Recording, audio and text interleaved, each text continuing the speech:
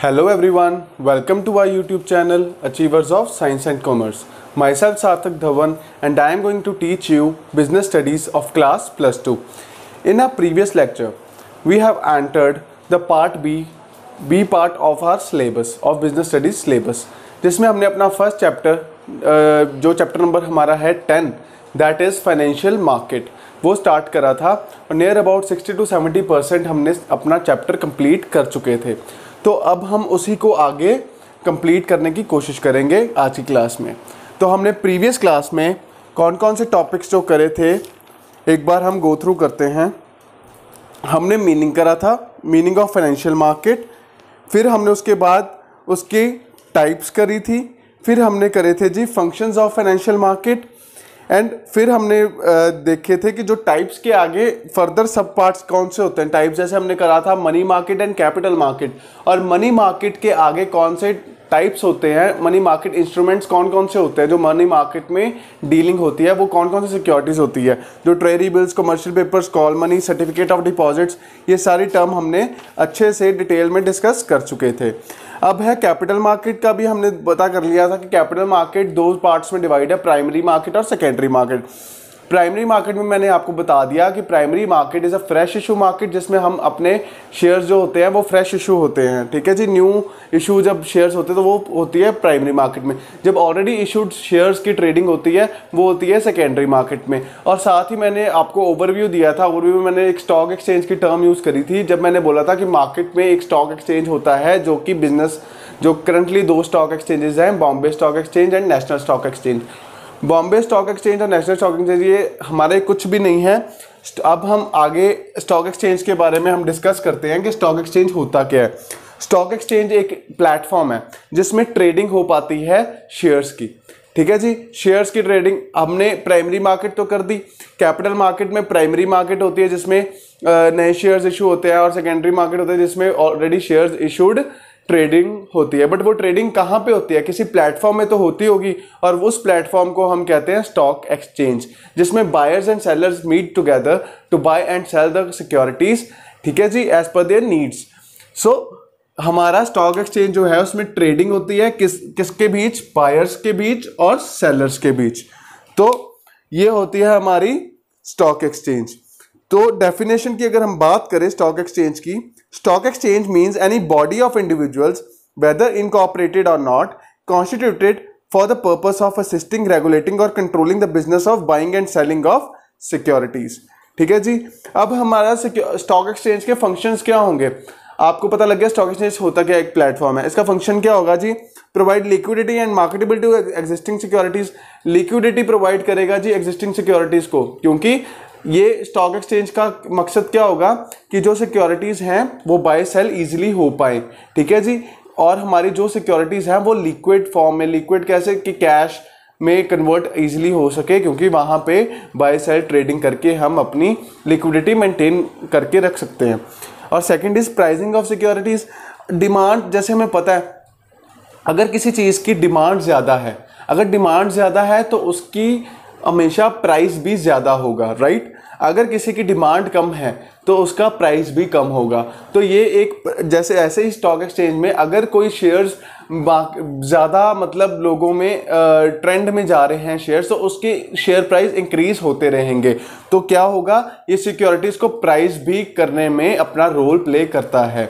ठीक है जी। On the other hand third function is safety of transactions.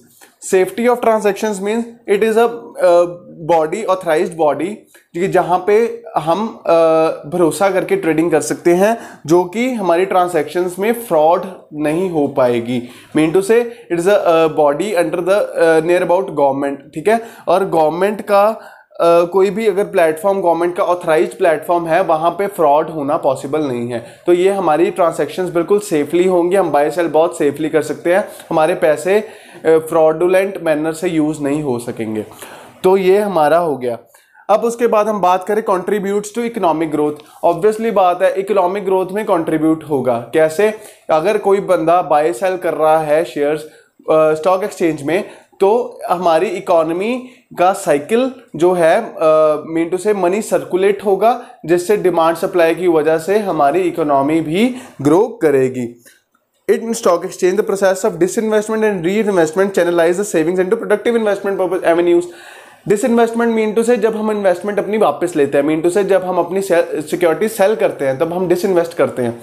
तो इन्वेस्टमेंट मीन्स जब हम सिक्योरिटीज बाई करते हैं या किसी कंपनी में हम पैसा लगाते हैं। तो डिसइन्वेस्टमेंट इन्वेस्टमेंट हमारा इकोनॉमिक ग्रोथ में हेल्पफुल होता है। Spreading equity cult, it is an organized market which takes various steps to guide and educate investors, publish information about companies listed on the stock exchange, ensures better and safe trading practices। ये education भी provide करता है। कैसे? ये जो companies जो trade already मतलब traded हो रही हैं, ट्रेडिंग हो रही है जिस स्टॉक एक्सचेंज में, कौन सी कंपनी लिस्टेड है, कौन सी अनलिस्टेड है, कौन सी ट्रेंड में है, किसका शेयर कितना है, हमें एक अलग अलग सर्कुलर्स निकाल कर, अलग अलग नोटिफिकेशंस निकाल कर हमें एक लेमैन को भी एजुकेट करने में हेल्पफुल होता है stock exchange. Provide scope for speculation. Speculation क्या होती है जी? सट्टेबाजी इन हिंदी टर्म सट्टेबाजी। कैसे? कईयों का बिजनेस ही होल टाइम बिजनेस ही ऐसा है कि वो क्या करते हैं, जब मार्केट डाउन है, मतलब जब शेयर के प्राइसेस कम है तब मार्केट को ग्रैब कर लेना, तब वो सस्ते प्राइस में शेयर्स बाय कर लेना। और जैसे मार्केट इन्फ्लेशन में आ रही है और वो शेयर्स के पैसे मिनटों से वो इंक्रीज हो गए, ठीक है, और साथ ही में जो उन्होंने सस्ते में शेयर्स थे वो बेच देने और प्रॉफिट अर्न कर लेना।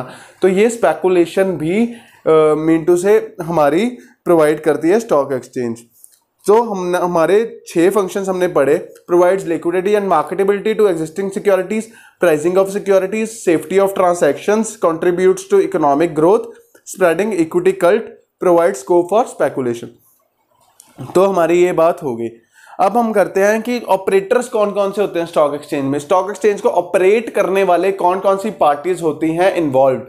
तो अगर हम बात करें तो अलग अलग पार्टीज इन्वॉल्व होती हैं। जैसे फॉर एग्जांपल हर एक चीज में एक ब्रोकर तो होगा।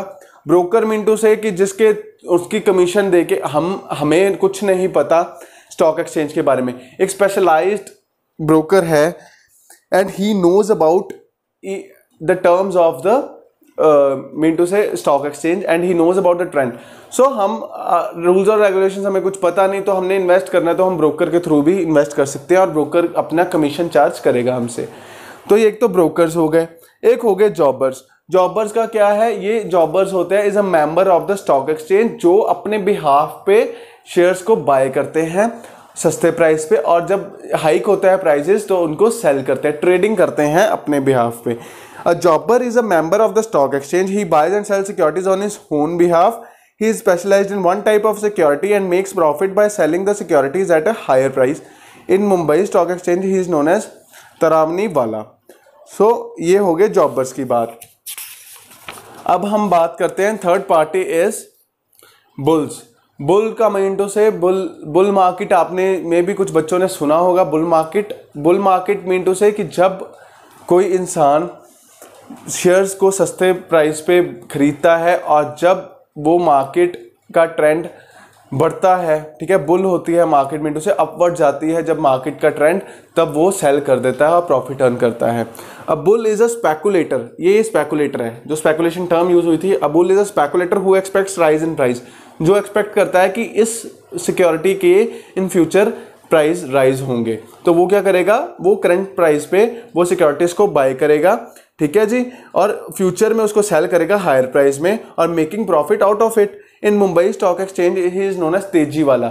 अगर कोई तेजी वाला बुल मीन टू से जब बुल मार्केट को हम कहते हैं कि इन्फ्लेटेड मार्केट, राइट, तो तेजी जब मार्केट में तेजी होती है तब वो सेल करेगा, इसलिए उसको इस मार्केट इस इंसान को इस बुल को हम कहेंगे तेजी वाला, ठीक है। Bears in opposite bear market, जब bears are the speculator, they are to be known as a speculator who expects fall in price, ठीक है जी। He sell security which he does not want to possess, he is known as मंदी वाला इन Mumbai stock exchange.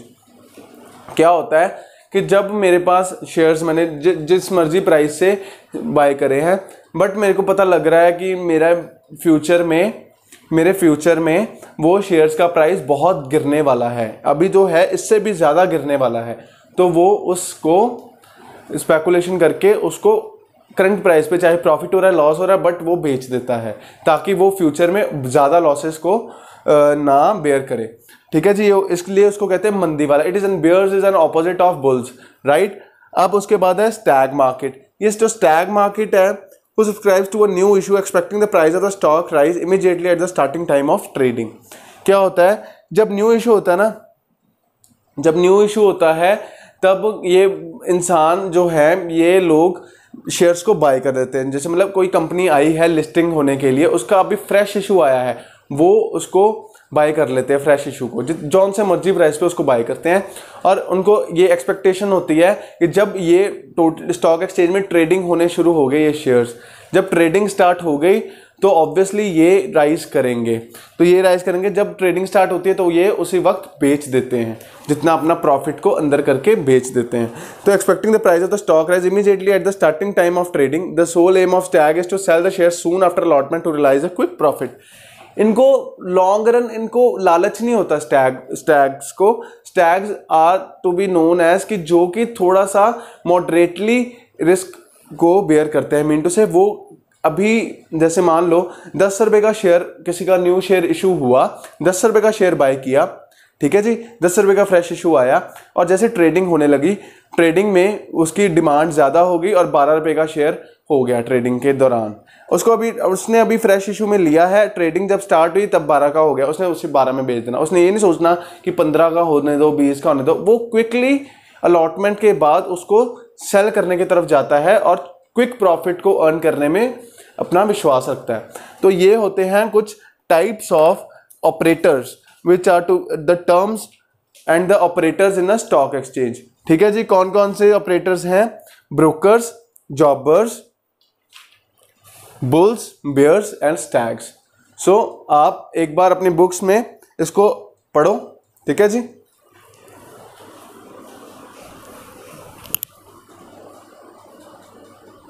तो आपने bull market, अपने जो operators थे वो हमने पढ़ लिए। अब नेक्स्ट इज हम बात करते हैं ट्रेडिंग और सेटलमेंट प्रोसीजर की। मतलब क्या कि प्रोसीजर क्या होता है ट्रेड करने का इन स्टॉक एक्सचेंज, ठीक है जी, और सेटलमेंट करने का क्या प्रोसीजर होता है, इसको हम पढ़ते हैं। Earlier, trading on a stock exchange used to take place on the floor of stock exchange where prices were shouted out and shares were sold to the highest bidder.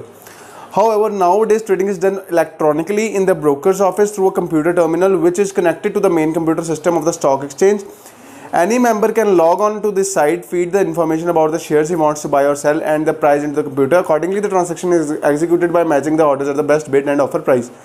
ठीक है जी, कैसे हो गया? पहले क्या होता था कि फिजिकली स्टॉक एक्सचेंज में जाकर हम, जैसे ऑक्शंस होती थी, ठीक है जी, मेंबर शाउट करते थे दिस प्राइस में हम खरीदेंगे, इस प्राइस में हम खरीदेंगे, बिड्स लगाते थे और जो हाईएस्ट बिडर होता था उसको उस प्राइस पे मिल जाते थे शेयर्स।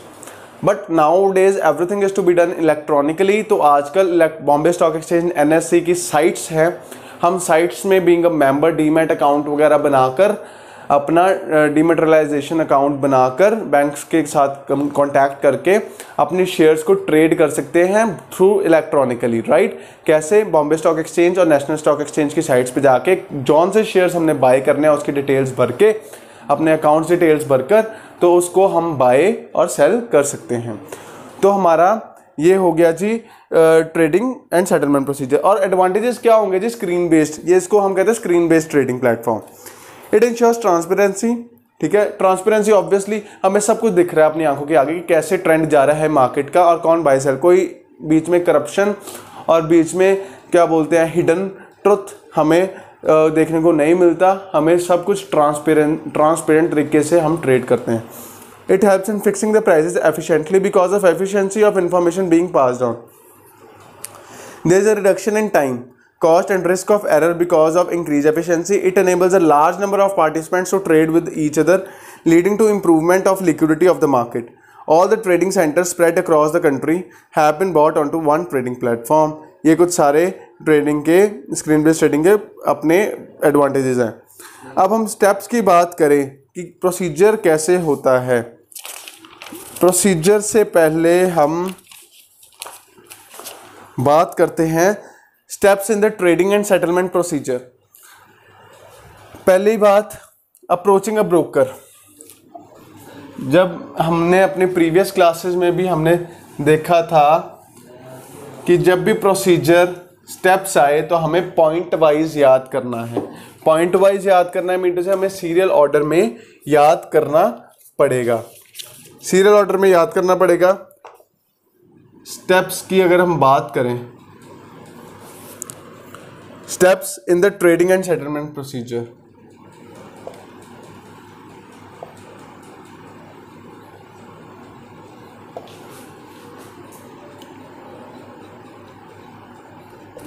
सेटलमेंट प्रोसीजर, स्टेप्स कौन कौन से होंगे जी? First step is approaching a broker. सबसे पहले हम किसी अच्छे ब्रोकर को अप्रोच करेंगे।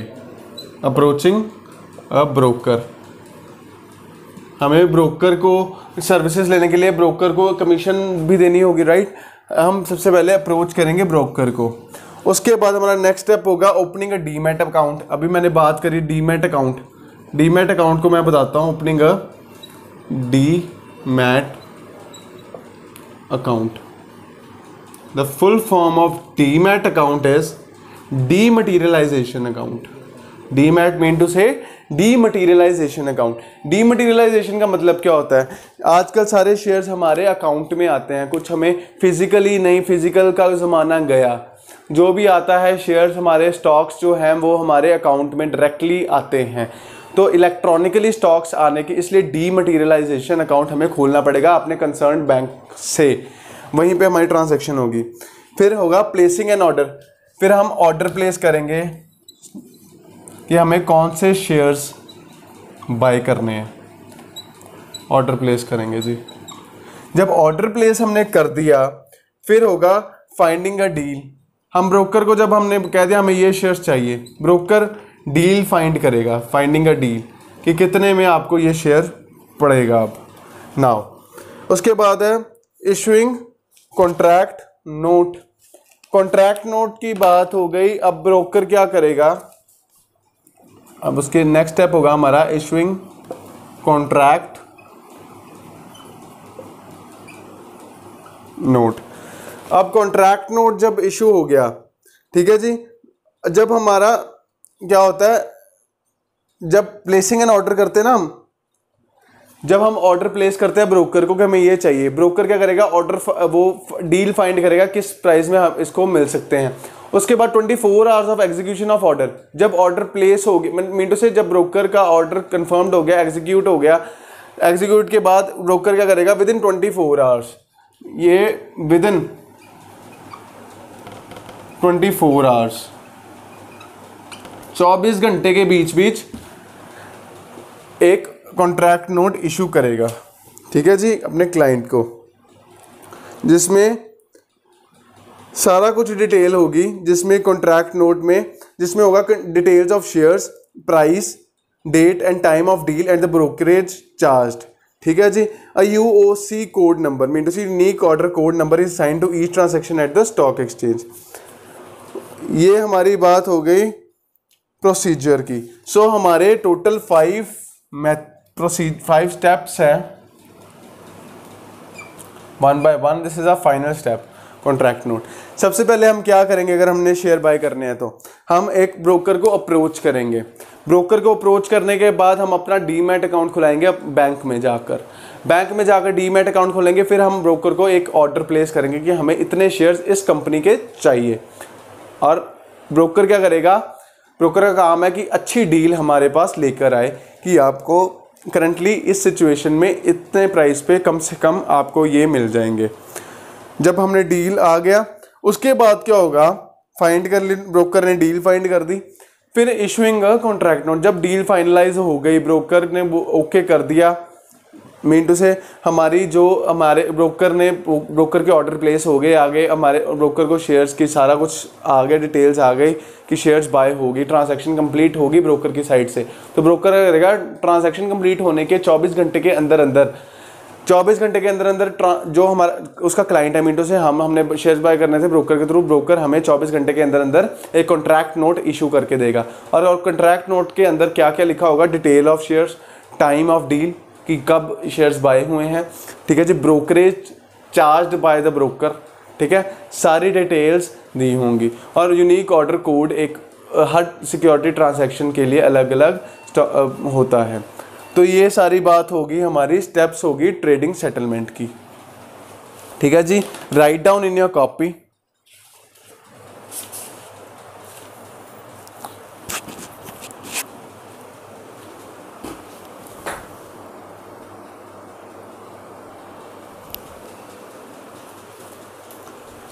तो आज की क्लास हम इतनी ही रखते हैं।